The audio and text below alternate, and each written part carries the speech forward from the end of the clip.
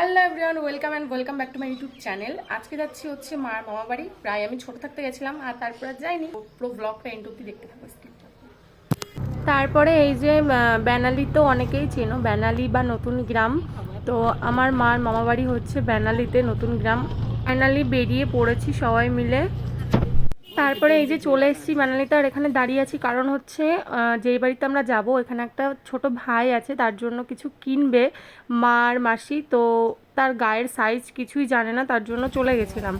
দেন ওকে নিয়ে আবার এসেছিলাম। আমরা চলে এসেছি মার মামা বাড়ি। আর এই যে এটা হচ্ছে পুরোটাই গ্রাম, নতুন গ্রাম।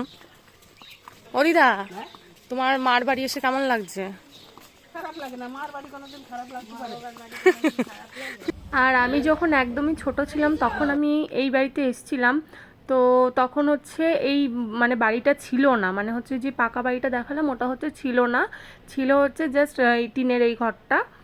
আর এখন গিয়ে দেখলাম অনেক কিছুই হয়ে গেছে। আর এই যে এটা আমি দেখাচ্ছি তোমাদের, মোচা অনেক বড়, মানে গাছটাতে হয়েছিল তো অনেক বড় ছিল মোচাটা, সেটাই তোমাদেরকে দেখাচ্ছিলাম। তখনই বললাম যে ওর গায়ের সাইজটা জানি না, যেহেতু ওকে আমরা এখনও দেখেছিলাম না সামনাসামনি, তার জন্য ওকে নিয়ে আবার এসছি এই যে এই দোকানটা থেকে কেনাকাটা করতে।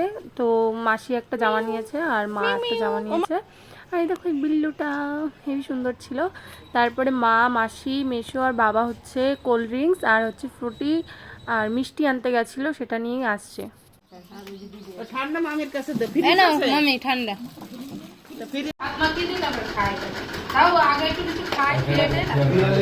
গাইস এখানে হচ্ছে আমার নিন্দা হচ্ছে, আমি অনেক সকালে ঘুম থেকে উঠি না, অনেক লেটে উঠি। সেইটা নিয়ে এখানে বলছে মা যে আমি ঘুম থেকে উঠি না। কেন নিন্দা করলা তুমিও মা? ও মা, কেমন করে মাখাচ্ছে, দাদুর মাথার থেকে খুলি আলাদা হয়ে যাবে।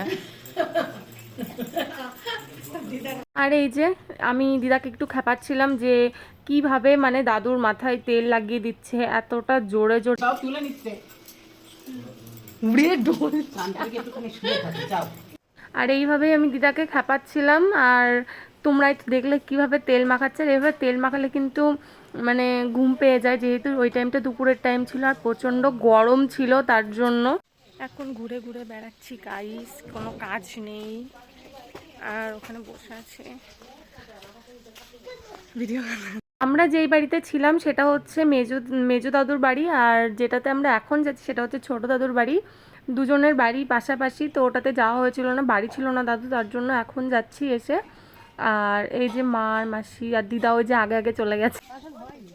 ছোট ছোট কাঁঠাল, কাঁঠাল না ইঁচড়, ছোটা ছোটা ইঁচড় গাইস।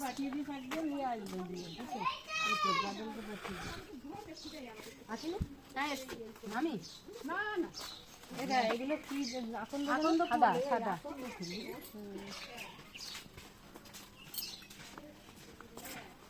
মামা বাবা, মামি কই মামা? তারপরে এই যে চলে এসেছি দাদুর বাড়িতে, আর এসে বসে আছে ওই সাইড থেকে উঁকি মারছে না, ওটা হচ্ছে পুচকে। ওই পুচকেটাকে নিয়েই আমরা গেছিলাম ড্রেস কিনতে। আর আমি যখনই ক্যামেরাটা অন করি না, আমার দিদা যখনই আমার সাইডে বসে থাকে তখনই আমার ক্যামেরার মধ্যে আসে, এসে আমাকে একটা কথা বলে যখনই ক্যামেরাটা অফ করি, যে তোর মাকে দেখা, আমাকে কেমন লাগছে, তোর মাকে দেখা একটু বলো এলে। কি বলবো? বলবো তোর বরের কথা বলবো? বলবো তোর বরের কথা বলবো? एहे रहा नहीं जाता, तड़प ही ऐसी है ना। তাহলে আর কি বলবো? বিয়ে হলো কবে আমার? বিয়ে হবে না? না বিয়ে মিয়ে করার মধ্যে নেই, না বিয়ে মিয়ে করার মধ্যে নেই। হ্যালো গাইস, অনেকক্ষণ পরে একটু শুনলাম, শুয়ে পড়েছি গাইস, আমরা ঘুমিয়েও গেছে। झूठ पे झूठ, झूठ पे झूठ। হাই কর, হাই কর, বলো হাই, তোমরা সবাই কেমন আছো?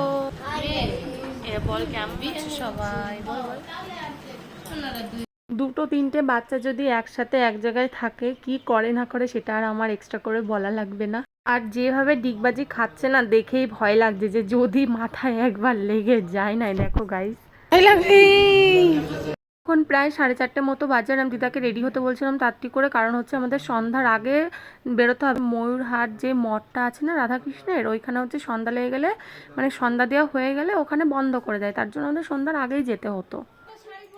দাদু রেডি হয়ে গেছে তো, দিদাকে রেখে যাবো।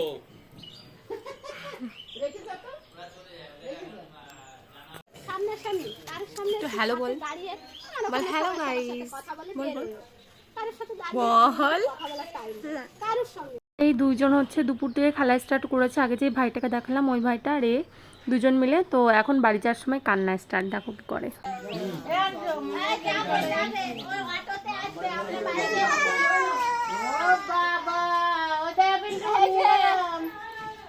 এ তুই বাড়ি যাবি না, ওকে নিয়ে যাবি?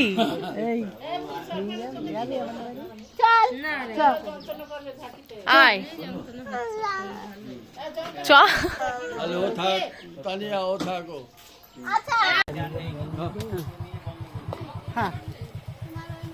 গাইস এই যে ওখান থেকে আমরা বাড়ি যাওয়ার পথে এই কৃষ্ণ মন্দির, এটা হচ্ছে এটা যেন কোথায় মা?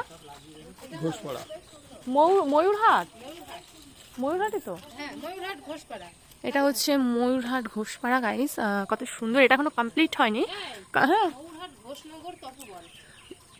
ময়ূরহাট ঘোষনগর তপোবন, যাই হোক যারা বগুড়ার আশেপাশে থাকো অবশ্যই চিনবে।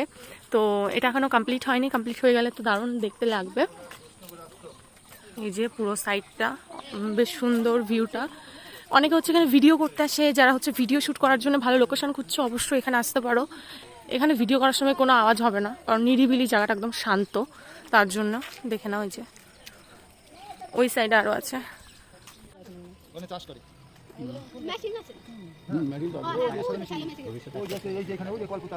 গাইস আমরা এসেছি কৃষ্ণ মন্দিরে। এই আমাদের একটা ফটো চল্লিশ তো ফটো ভিডিও হচ্ছে,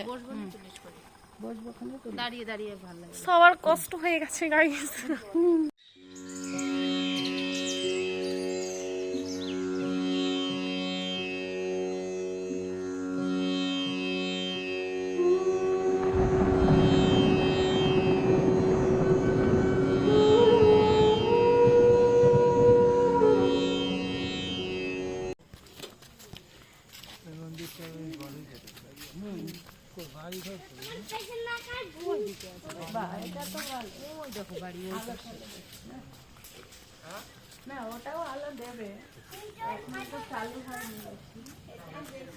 আর যে মঠটা দেখালাম ওখানে হচ্ছে হোলির দিন কিছু অনুষ্ঠান আছে, অনুষ্ঠান বলা চলে না, মানে প্রসাদ বিতরণ করবে। আর হয়তো হোলির জন্য রাধাকৃষ্ণের মঠ যেহেতু, তার জন্য কোনো অনুষ্ঠান হবে হয়তো ছোটোখাটো, আমি ঠিক জানি না, ওখান থেকে বললো তাই। আর তোমরা যেতে পারো হোলির দিন, আমি হোলির আগের দিন এটা পোস্ট করব ভিডিওটা। এটাও হচ্ছে, এটা আমি শুনেছিলাম একটা বাড়ির মন্দির এটা, তো ভালো, বেশ সুন্দর, কত সুন্দর করে এগুলো করা, তোমরা দেখতেই পাচ্ছ। আজকের মতো এইটুকুনি। ভিডিওটা ভালো লাগলে লাইক কমেন্ট শেয়ার করে দিও, আর চ্যানেলে নতুন হলে অবশ্যই সাবস্ক্রাইব করে দিও। তো আজকের মতো টাটা, বাই।